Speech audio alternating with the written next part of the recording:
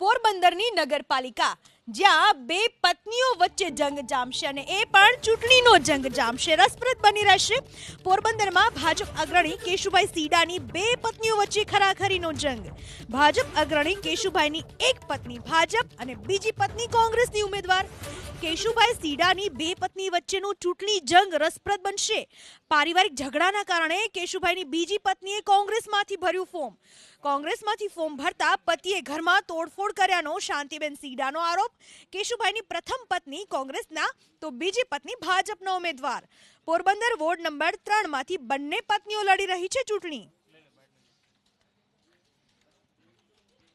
ધમકી તો એમ કે મારા સાહેબ છે ને કેશુ સીડા ઈ મને ધમકી આપે છે ઘરે આવી કે આ ચૂંટણી તું લડતી નહીં કોંગ્રેસ વાળા હારે, જો આ ચૂંટણી તે લડી તો હું તને ત્યાંથી બંદૂકડી તને હું મારી દઈશ, તોડફોડ કરી છે। સાંજના 12 વાગે મારે ઘરે આવ્યા હતા, બરાબર। ત્યારે અમે 3 મા દીકરો ઘરમાં હતા એકલા, અમે તો રાતે સૂઈ ગયા હતા। પછી એનો અવાજ આવ્યો ને અમે ઉઠ્યા તો મેં કીધું કે કોણ છે, તો મને ખરાબ શબ્દો બોલ્યા કે તું બહાર નીકળી કે। પછી મેં દરવાજો ખોલ્યો, દરવાજો ખોલીને બહાર નીકળીને તો એ નીકળી ગયા। કોંગ્રેસ ભાજપની ટિકિટની વાત કરે છે ને, એમાં કોઈ પણ પ્રકારનો અમારા ઘરમાં વિવાદ ક્યારેય હતો જ નહીં।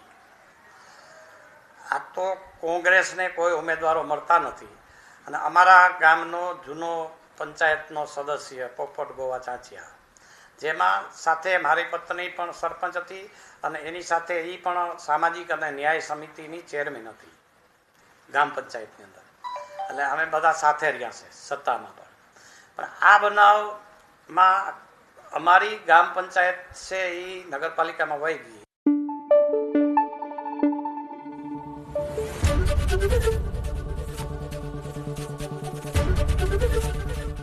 એબીપી અસ્મિતા, ગુજરાતની અસ્મિતા।